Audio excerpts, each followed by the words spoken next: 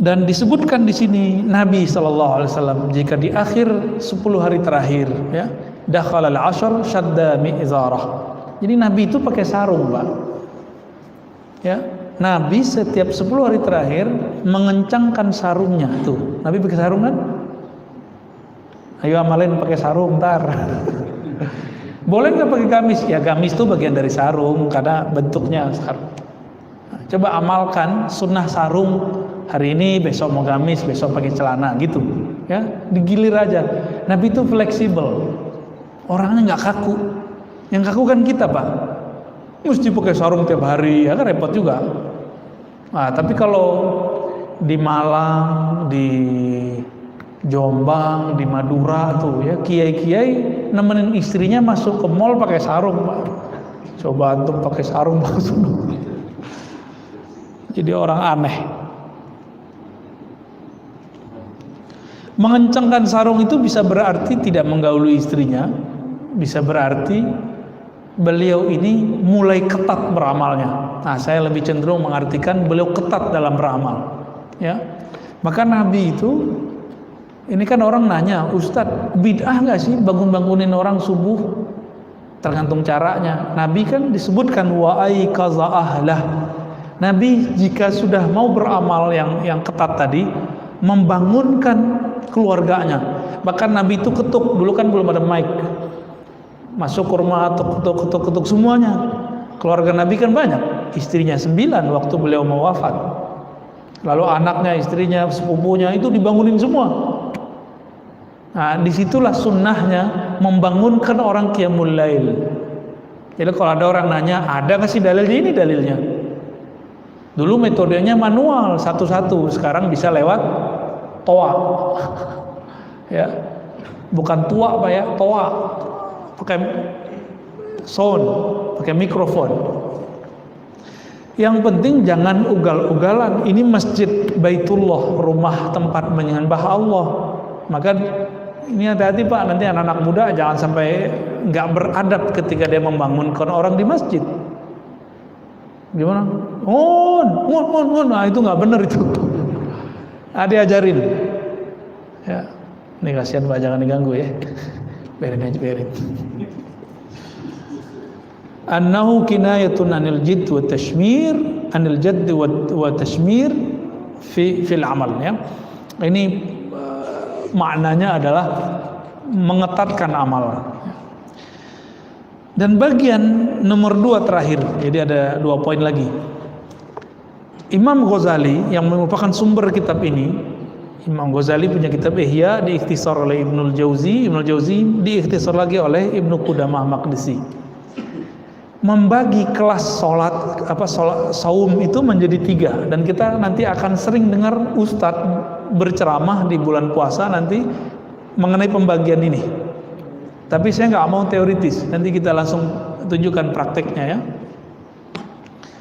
Yang pertama saumul awam, saumul umum, puasa orang umum. Puasa umum itu puasa dari makan, minum, dan jima, cuma itu. Tapi matanya jelalatan, telinganya masih suka gosip, lidahnya masih suka cari lawan. Nah, maka ini aktif sosmed yang beda-beda paham, udah stop dulu deh, ya. Ustadz, saya nggak bertengkarnya pas puasa, malamnya saya tengkar lagi di sosmed. Ya sama aja. Tujuan puasa kan biar setelah puasa selamat.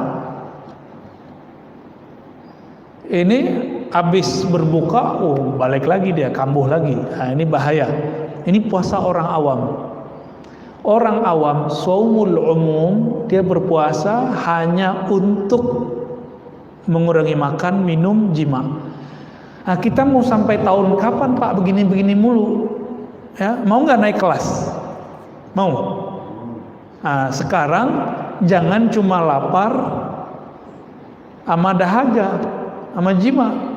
Sekarang ditambah puasa anggota tubuh dari maksiat.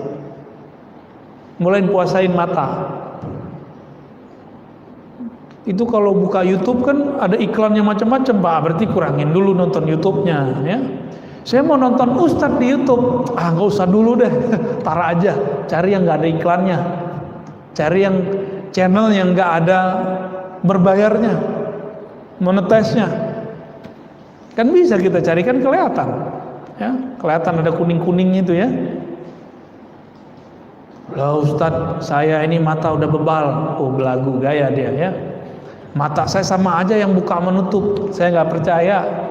Ya, kiai aja lewat, barsiso aja lewat, masa ente nggak kuat, masa ente kuat gitu. Jadi kalau ada orang bilang bagi saya sama aja, orang buka-bukaan sama tutup-tutupan, wallahi ini nggak mungkin, ya nggak mungkin. Dulu kita di Istiqlal, pas keluar naruh sendal, saya kan pernah cerita, ya.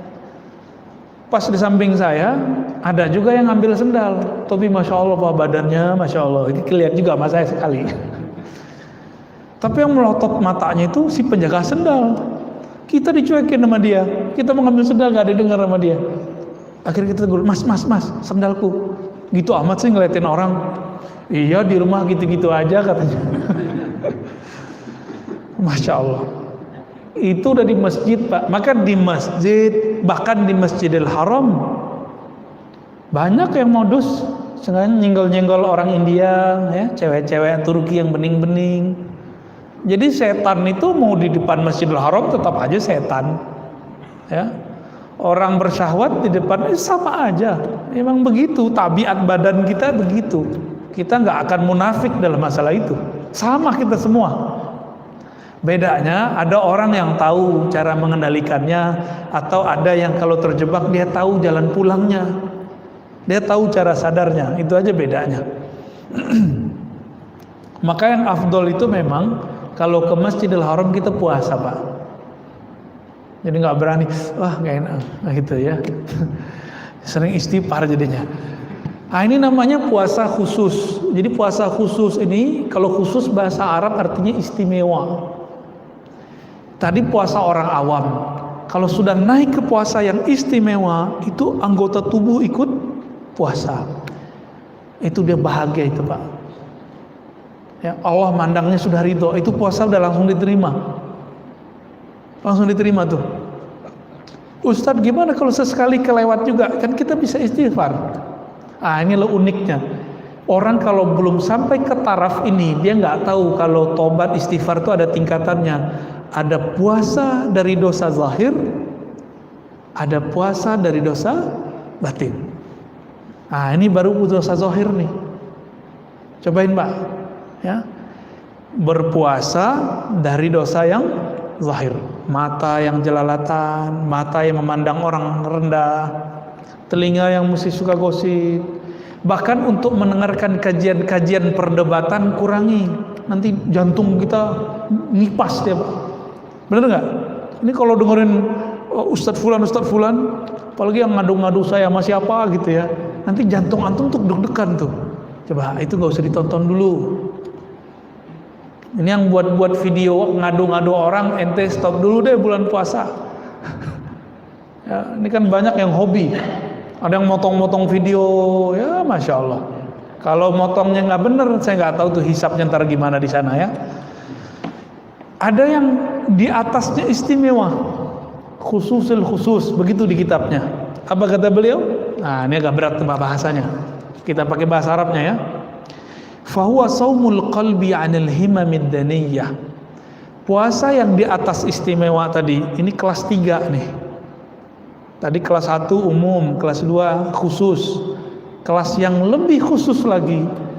Ini kalau sudah bisa puasa begini, udah jadi calon wali pak kita. Mau nggak jadi calon wali?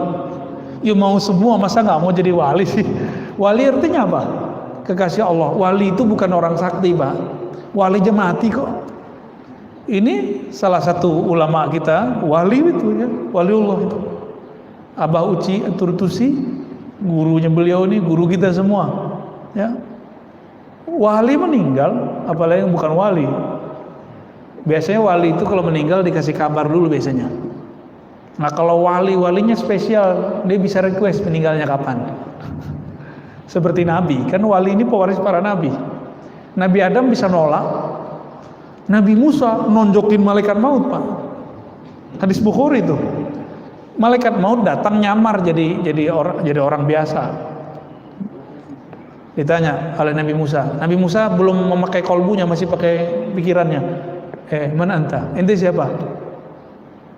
Saya malaikat maut mau cabut ente. Nabi Musa dilawan ya. Dulu orang ditonjok Nabi Musa langsung mati. Itu kekuatan Nabi Musa tuh. Ditonjok Nabi Musa langsung mati. Makanya bisa megang tongkat sehingga bisa memukulkan ke pantai itu, ada batu di tepi pantai Laut Merah. Itu cuma Nabi Musa Pak di zaman itu. Kalau bukan beliau yang megang, itu tongkat nggak bisa bekerja sehebat itu dengan izin Allah tentunya. Baru sembelah itu laut. Saking kuatnya itu. Coba antum mukul-mukul tuh. Ini aja belum tentu patah ya. Jadi karate sekarang tuh nggak ada apa-apanya ya. Taekwondo apa boxer mecah-mecah itu nggak ada apa-apanya sama Nabi Musa. Ditonjok itu matanya keluar Pak. Matanya malaikat mau keluar matanya langsung. Ya. Kayak film-film kartun tuh. Itu kejadian tuh Nabi Musa. Tapi itu kan penjelmaan malaikat maut. Itu bukan malaikat maut yang asli. Cuma penjelmaan aja. Balik lagi ke Allah. Ngadu ya Rob, saya ditonjok sama Nabi Musa. Baru dikasih tahu ya bahwa jatahnya udah habis. Baru dia mau terima. Jadi Nabi sama wali-wali yang spesial itu bisa request Pak meninggalnya. Ya. Said Muhammad Alawi Al-Maliki Al-Makki, ulama kita, guru besar kita di Mekah, dulu request, ya Rob, kalau engkau mau ngambil aku, tolong ambil lagi ngaji sama teman-teman, sama murid-murid, sama sahabat-sahabat. Bener Pak, bulan puasa, beliau agak aneh sekali itu, nggak mau berhenti ngaji. Udah sampai waktu mau sahur, masih ngaji. Baru rehat-rehat bentar, ya suasananya masih suasana taklim. Allah jemput beliau. Jadi mulia sekali. Orang kalau lagi pengajian mulia nggak? Yarfa'illahu allazina amanu wallazina utul ilma darajat. Orang berilmu lagi ngajar itu diangkat sama Allah. Nah, lagi begitu diangkat nyawanya. Ya, beliau wali besar itu ya. Nah, semoga kita diangkat oleh Allah dalam keadaan yang mulia. Amin ya rabbal alamin, di tempat yang mulia juga ya. Saumul qalbi, puasa qalbu dari himamid daniyah, angan-angan rendahan. Jadi jangankan memandang yang haram, kepikiran yang haram aja nggak mau. Nah ini dia puasa qalbu. Wal afkar al mubi'idah anillah, atau pikiran, angan-angan yang menjauhkan diri kita dari Allah Subhanahu wa taala. Wa kaffuhu amma siwallahi ta'ala bil kulliyah, lalu menahan hati supaya tidak berpaling kepada selain Allah. Berarti puasanya orang-orang yang khusus ini itu sudah masuk kepada puasa dari kelalaian kolbu. Bagi mereka puasa rohaninya rusak kalau kolbunya lupa mengingat Allah. Maka saya ingat dulu waktu masih kecil, umur 12 tahun, saya datang ke salah satu guru saya yang ahli zikir. Apa kata dia? Ente tahu nggak bocah? Wali Allah itu kalau lupa sedetik saja, satu nafas saja mengingat Allah, mereka tobat. Dulu nggak kebayang Pak. Maksudnya apa? Dikata guru kita. Pas baca kitab Imam Ghazali, faham kita. Oh ini ternyata maksudnya. Jadi puasa mereka tidak hanya sekelas makan, minum ditahan, jima ditahan, syahwat ditahan, enggak. Tapi sudah masuk ke level di kolbunya enggak boleh kemasukan apa aja kecuali nama Allah Subhanahu wa taala. Nah ini kalau nggak dibimbing nggak bisa Pak. Dulu kita puasa fisik yang bimbing orang tua. Apa kata orang tua? Ente kerjain ini, kalau puasa 30 hari dapat hadiah sepeda, misalnya gitu. Nah ini kolbu ini butuh ada mursyid. Maka saya pastikan nih Bapak nggak akan sukses mencapai puasa ini kalau nggak ada mursyid. Nggak akan sukses. Mursyid badannya adalah orang tua kita dulu puasa badan. Kalau puasa kolbu, mursyidnya harus ahli kolbu. Ya. Wa hadha shaum lahu syuruh ta'ti fi ghairi hadzal mawdi', ya. Penjelasan mengenai ini ada di bab-bab setelahnya.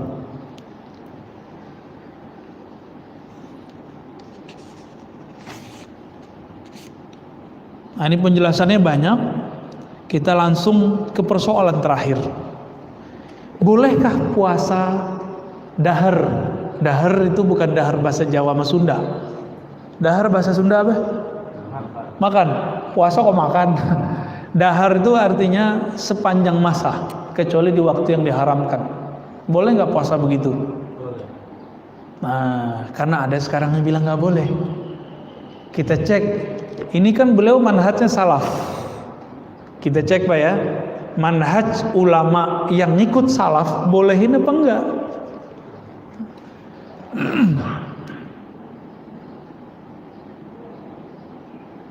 Fa amma saumud dahri fa fi afradi Muslim min hadits Abi Qatadah anna Umar radhiyallahu ta'ala anhu sa'ala an-nabi sallallahu alaihi wasallam faqala kaifa man yasumud dahr kullah qala la sama wa la aftar illa yasum lam yuftir. Jadi Umar pernah konfirmasi ke Nabi tentang puasa dahriyah, puasa setiap hari. Kata Nabi, ya nggak apa-apa, dia tidak berpuasa, tidak berbuka, lam yasum wa lam yuftir. Wa hadza mahmulun ala man sarada shaum fil ayyamil manhi. Tapi dilarang jika apa? Jika dia berpuasa di hari yang terlarang, maka dikatakan la shoma wa la aftara. Ya. Lalu dikatakan di sini faqad ruwiya an Hisham bin Urwah anna abahu kana yusridu shauma wa kanat Aisyatu tusarrid. Jadi ada ulama salaf di kalangan sahabat dan tabi'in itu berpuasa hampir tiap hari kecuali di hari yang haram. Yang haram apa aja? 2 hari raya. Ya. Terus hari tash udah Pak beres. Berarti cuma dua time. 2 time itu 5 hari. Hari raya Idul Fitri, hari raya Idul Adha, lalu tasyrik 3 hari. Udah 5 hari doang. Di luar itu kita boleh nggak berpuasa setiap hari? Dijawab oleh beliau, ya boleh. Kenapa? Karena Aisyah melakukan itu. Sayyidah Aisyah ini setelah Nabi wafat beliau puasa tiap hari. Masa orang Syiah nuduh beliau ini pelacur, Pak? Jadi orang-orang Syiah ini lagi berebut nih sama Wahabi di Indonesia. Hati-hati Pak antar ya. Orang Syiah berebut sama Wahabi di Indonesia. Itu Suriah, isu Syiah sama Sunni, Syiah Wahabi sudah berhasil. Irak hancur. Tinggal Indonesia, negara Islam terbesar yang mesti kita jaga. Dan masjid ini jadi bentengnya Pak. Jangan kemasukan di masjid. Kemasukan orang-orang yang mau memperebutkan negeri ini, yang sudah ahlu sunnah dari dulu. Ya. Oh, kita nggak mengkafirkan Syiah, enggak. Kita nggak mengkafirkan Wahabiyah, enggak. Kita berbeda sama Syiah karena Syiah menghujat para sahabat Nabi. Menghujat Sayyidah Aisyah yang setelah Nabi wafat dia berpuasa tiap hari. Hujatan mereka apa? Aisyah ini fahisyah, pelacur gitu. Nauzubillah min dzalik, ya. Pelaku maksiat, mesum. Begitu kata mereka. Waras gitu. Nabi wafat di pahanya Aisyah, Pak. Itulah tubuh paling mulia. Jika ada tanah Makkah Madinah diinjak oleh Rasulullah jadi mulia, maka tubuh Sayyidah Aisyah adalah tubuh paling mulia. Anas bin Malik didatangi oleh orang. Apa kata orang ini? Wahai Anas, mana mata yang dulu mata mau melihat Rasulullah? Kata dia, ini mata saya. Izinkan aku menciumnya. Dicium Pak, cuma karena ngelihat Nabi. Ada sahabat yang dulu diludahin mulutnya sama Rasulullah. Ada yang dia makan sesuatu dari darahnya Nabi, dari bekasnya Rasulullah. Itu sahabat datang minta berkah. Minta berkah Pak. Ini Rasulullah punya istri, semua dari diri Nabi masuk ke dalam dirinya. Kira-kira kurang berkah apa tuh? Bukan fahisyah, tapi sahibatul barakah. Di dalam dirinya banyak keberkahan.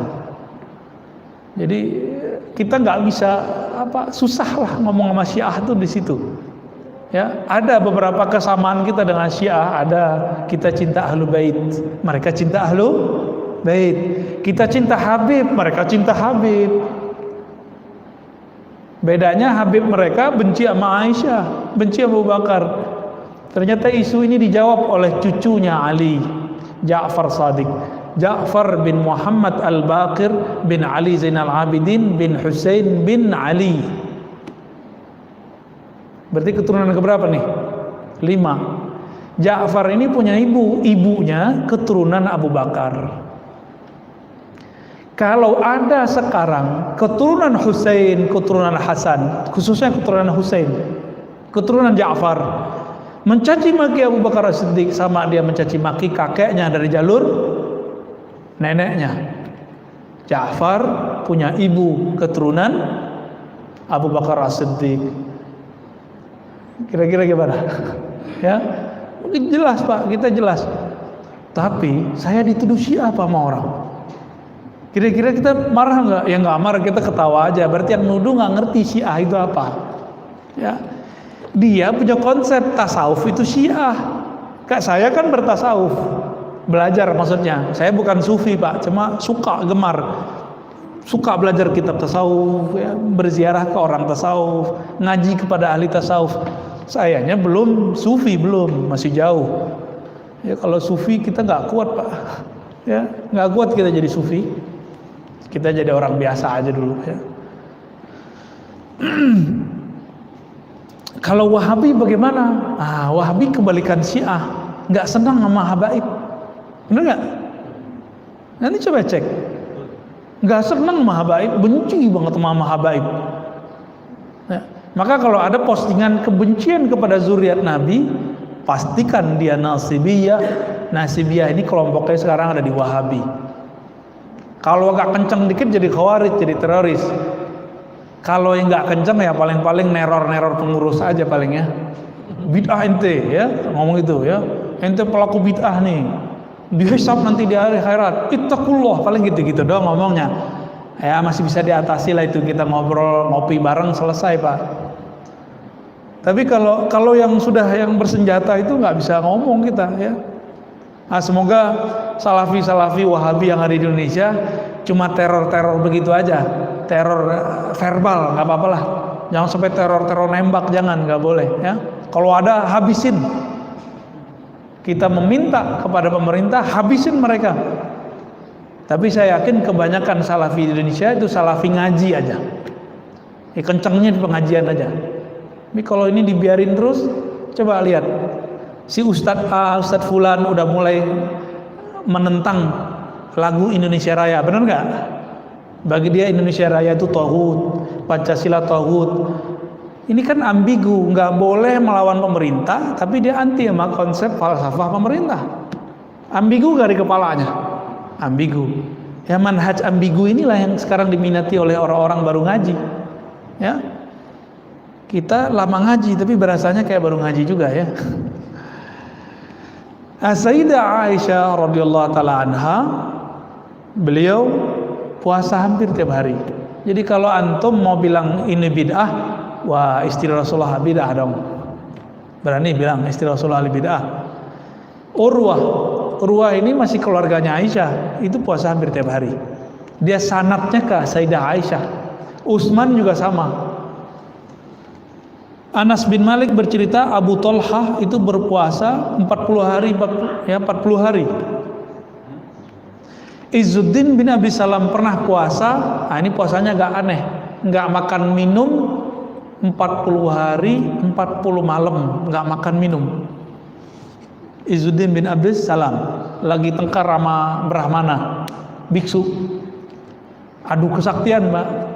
Izzuddin muridnya Abul Hasan Syazili, qaddasallahu sirrahu, ya, murid wali Allah besar, Al-Kutub Asy-Syahir, ya, Al-Ghawthul A'zam Abul Hasan Asy-Syazili bersembayembara ya, kalau engkau bisa masih hidup selama 40 hari 40 malam nggak makan nggak minum, maka aku dan pengikutku ikut kamu. Begitu mereka buat MOU-nya. Hari ke-39 biksunya mati. Sedangkan Abul Hasan Syadzili masih sibuk dengan nama Allah, ya Hayyu ya Qayyum, ya Hayyu ya Qayyum, masih hidup Pak dia. Ya. Ibnu Mas'ud, nah ini lain lagi ya. Jadi ada orang yang nggak kuat kalau puasa. Dia cocoknya ngapain? Dia nggak berpuasa sehingga dia kuat khatam Quran, dia kuat ngajar, dia kuat sholat. Nah, di antaranya adalah Sayyidina Ibnu Mas'ud. Ibnu Mas'ud ini khataman Qurannya banyak, maka beliau caranya makan. Jadi beliau ini syahwatnya jadi taat, kalau kita syahwatnya jadi maksiat. Ini beda aja sama Ibnu Mas'ud. Ya, nah, maka di sini jika boleh kita sebut, tinggal antum pilih di luar bulan Ramadan. Jika memang berpuasa itu lebih nyaman, puasa sebanyak-banyaknya. Jika dengan tidak berpuasa kuat tahajud, kuat sholat, kuat silaturahmi, kuat ngajar, kuat mencari nafkah, ya ikutin itu ya. Dan luruskan niat kita berpuasa bukan pengen naik pangkat, anaknya biar baik, bukan, kerjaannya lancar, enggak, tapi berpuasa lillahi ta'ala. Ya, maka benarlah hadis tadi yang pembukaan kita, as-saumuli, puasa itu hanya karenaku. Di luar itu puasanya sama kayak biksu, sama kayak pendeta di luar kita, sama kayak orang-orang kanuragan. Puasa kita bukan puasa itu, puasa kita karena Allah Subhanahu wa ta'ala.